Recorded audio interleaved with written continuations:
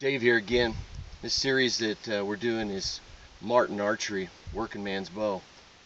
We're going to take a few shots here at some animal targets on an open range. I'm going to give you a couple of tips if this is your first time shooting a recurve bow. I shoot instinctive, so there's no sights on my bow. So it's real important if you're shooting instinctive. Now a lot of guys shoot 3 under, which is that, and they'll sight down the arrow. But that's not truly, in my opinion, instinctive. Instinctive is where you're putting your arm up, you're focused on the target, you draw, and you release.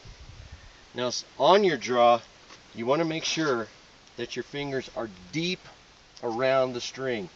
When you're deep around the string, it prevents the arrow from doing one of these numbers and flipping off of your riser or your shelf. So make sure you're deep in your string. You want to focus downrange. We've got a target of a Rocky Mountain bighorn sheep down there. The size is not actual. It's more the size of, say, your neighbor's French poodle. So let's send a couple arrows downrange. Again, we focus on the target, draw, and fire. Let's go take a look. Bring the camera up slowly. It's probably important to note that we are probably about 30 to 35 yards. We don't have it exact. Again, it's important we focus in on that. Focus on your target and not on your arrow. And there we go. Not a bad shot.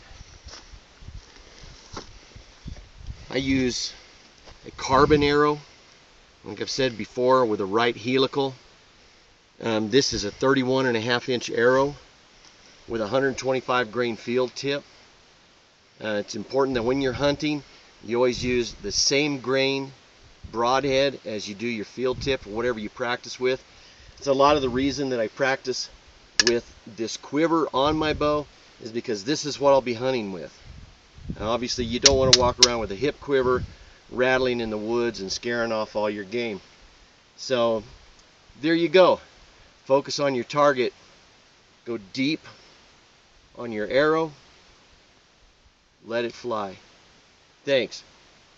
This is again Martin, working man's bow.